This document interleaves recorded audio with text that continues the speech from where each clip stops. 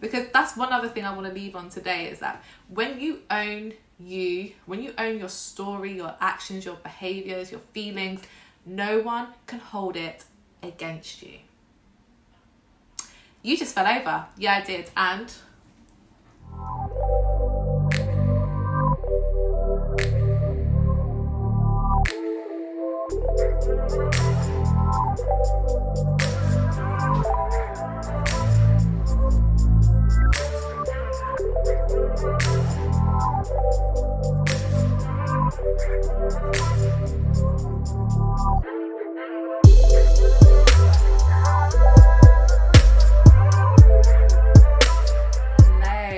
welcome back to my channel. I am your coach Corina, a personal and relationship coach for women who have the tendency to self-sabotage their personal lives and their relationships. I basically just help them identify the causes, see what it is that they actually desire out of life, and help them make the right steps towards that so that they can have the life that they not only want but truly deserve.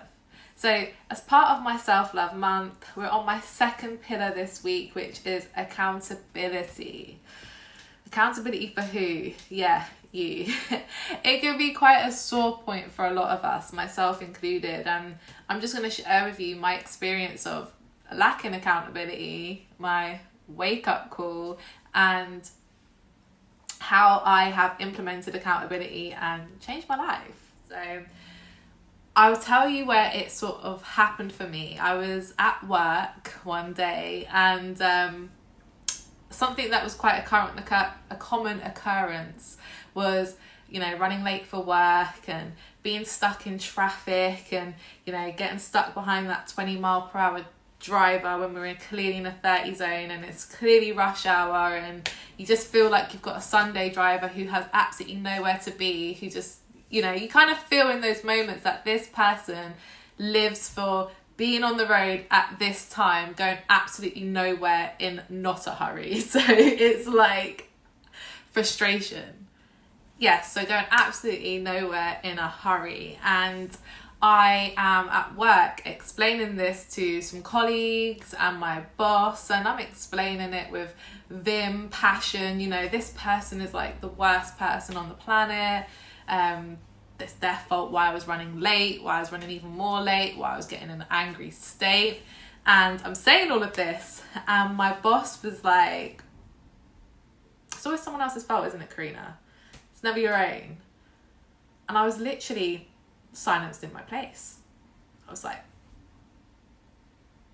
now, usually when something like that happens, I read these people their rights. I'm literally like, I'm in disbelief. I'm thinking like, who is this person talking to? This person talking to me like that, saying it's someone else's fault. And just to let you know, it's very rare for me to be like in my place. It's a very rare occurrence, and it happened. And it happened for two reasons. Well, in a sense of like, why I didn't read this person their rights was because obviously it was my boss. Like, I'm not crazy out here. Like, I have bills to pay. I have food to put on the table. I have a shopping addiction I need to take care of. Like, whew.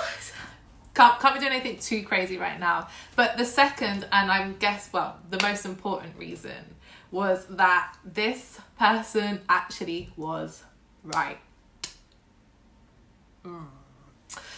Kind of a really hard pill to swallow. Like, damn it, this person's kind of got a point, and I don't like it. Like, I didn't like it. I was feeling very uncomfortable indeed, but it was what I needed. And in that moment, I was kind of like, it was almost like the world as I knew it just started to shatter. Like, I was like, like spotlights on me, and I couldn't disagree with him. And I was like, yeah, it is, isn't it? It is always someone else's fault. And I realized that I had been lacking a lot of self-awareness. I was in that moment, I was like, how many times have I come in the office and started complaining about somebody else, something else, and not seen my role in the scenario? Why I needed this particular wake-up call was because I didn't want to be that person. I was going through some changes at this point anyway. I was 25 years old, and I'd been making changes in my life, and for me to not like have almost misplaced this area was really unnerving. And obviously what you do in that first pivot, in that moment, is beat yourself up. And that's kind of what I did. That's something I had always done. If I did anything wrong in life, I was always beating myself up. And I think even in that moment, I was realizing why I didn't like to accept responsibility, because other people have a go at me. Other people say they're disappointed at me or they're mad at me. But I promise you that no matter how angry, sad, disappointed you get with me, it doesn't match myself. Things like that can happen. I will come home and I'll put the boxing gloves on, and I'm just doing jabs, right, left hooks at myself all day. I know a bit of Muay Thai, so I know some Muay Thai kicks were getting put in there, you know, the fly, the drop kicks. Like, that's what I would do to myself whenever I messed up. And understanding that in that moment, I was like, I really do deflect. I deflect from myself, and I lack a lot of self-awareness. And that's why accountability, it requires that level of self-awareness. It requires you to actually look back on yourself and look in the moments of conflicts or moments where things are going wrong, and actually looking and seeing where you play a role. So what I had to learn to do in these moments now was not beat myself up. Like, put the boxing gloves down, Corina, you messed up, okay? It's not the end of the world. I need to show myself some love and some compassion, because I've said it before and I'll say it again. We are human, and as humans we are flawed, which means we're going to make mistakes. We're going to mess up. And the quicker you get to understand that and accept that, the quicker you can deal with it and move on. And I think by not facing things, by not taking accountability, it was lingering in other ways, and it was showing up in other bad behaviors and actions and feelings. So learning to give myself compassion, which was something I had to do. You know, I was very embarrassed in that moment. I was very embarrassed about, you know, how I was coming across, how I'd been coming across. And so I was like, this can't continue, and it wasn't going to continue. And I think I'm glad it happened the way it did, because it was something that was so poignant. It was so, for me, that I had to do something going forward. And what I realized as well is that it's kind of like, it's a victim mentality. And a victim mentality is where, you know, you blame the world for why you've done something wrong. You blame the world for why you feel the way you feel, and you blame the world why your life isn't going the way that life goes. And when I look back on that day, when I was talking about that story, I was running late because I was already running late.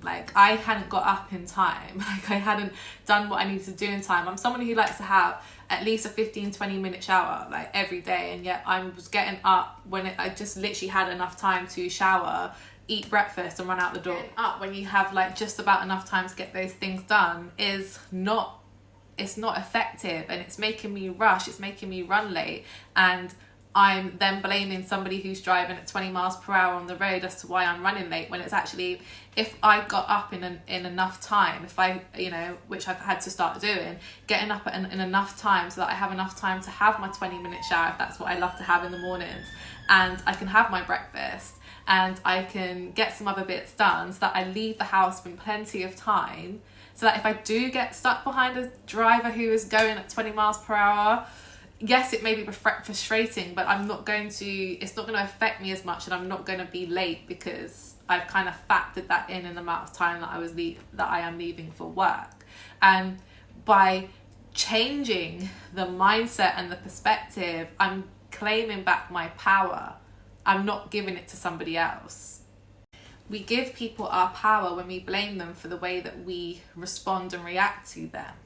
So what I mean by this, I will give you another example. So say I turn around and call you a bitch, and that upsets you, and that makes you feel hurt and angry, which you probably have every right to do, especially if you hadn't done anything to kind of like deserve that. You know, I just randomly was like, you're a bitch. and I meant it in a horrible way. You have every right to feel the way that you would feel from that, but what is your responsibility and what's down to you is how you react and respond to that. So if you then say, well, I'm angry now, I'm going to slap her, you're going to slap me across the face, that's actually all on you. That's all on you. Regardless of what I said, regardless of how you may feel I antagonized you and I provoked you into doing that, you choosing that action is down to yourself. And when we understand that, it helps us not react to things. And what we do when we do this is we don't go into the victim mentality. We're like, I'm not in control of how people are towards me, how people respond and react towards me. I'm only in control of myself, how I act, how I feel, and how I do things. When I look back now on why I really did lack accountability, it was because when I was a child, I didn't like the negative repercussions for my actions. I didn't like maybe getting the slap or being told off, or being told off publicly, which is absolutely humiliating, especially when you're in class. I really didn't like those sort of reactions towards me. I also didn't like dealing with the positive praise. Like, I couldn't deal with being called good or that's amazing, because I didn't kind of believe that about myself. I believed that I was unlovable and unworthy and a bad child.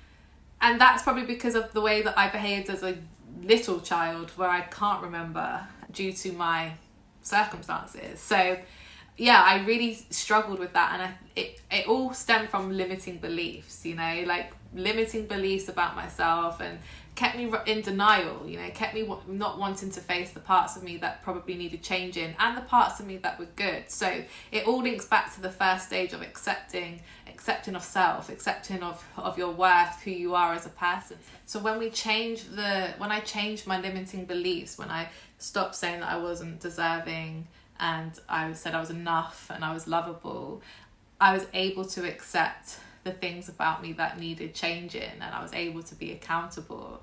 And like I said, the only positives that you can happen with this is you can accept the good things and work on the good things, but also improve the things that aren't necessarily serving you very well. So back to how I even got, the pivotal moment is that, and I've told you that, is that I now realised I needed to get up earlier in the morning. I needed to give myself more time so that I had other things that outside of my control didn't affect me.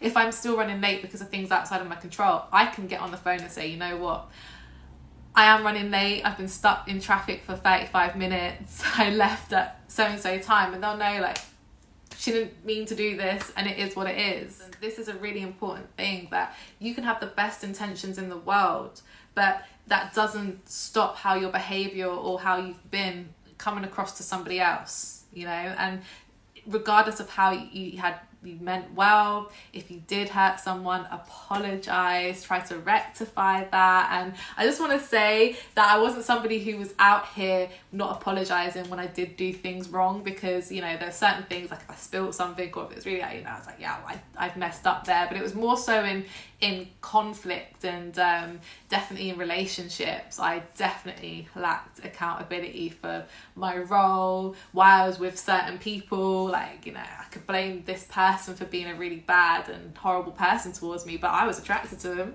The first time that he did something, rather than put him up on it, I let it slide and stayed with him. And rather than knowing my self-worth and being like, I'm out of here, I stayed. So, whose fault is that? It's not his fault. He showed me who he was, and I chose to stay. And do not get it twisted. I did some things in the relationship that were not good as well. I was very toxic as well. And I think when we are in those situations and toxic situations, we forget our part. We forget that it takes two to tango. It does. And I think when you are in a place where you acknowledge that and you can see that, this is where I'm going wrong, you claim that power back. You claim it, and I can now work on it. I can improve. Like, what do I need to do? Okay, so he did this. Next time someone does this, I need to pull them up on it.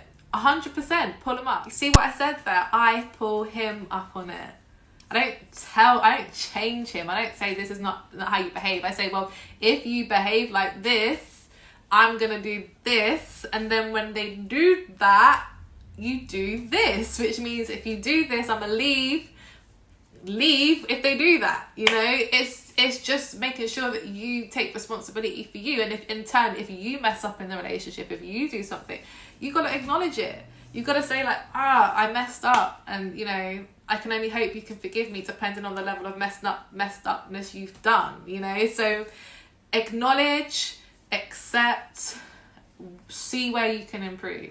Don't beat yourself up. Do not put the boxing gloves on like I do. Do not do the jabs and the right hooks, because it's going to keep you there. It's going to keep you in a victim mentality, and you're not going to grow, and you're not going to become the best person you can be. So let me know, where have you lacked accountability in life? And let me know when you've become aware and realised that you had to become accountable for your actions. How did you feel afterwards? Did you feel better?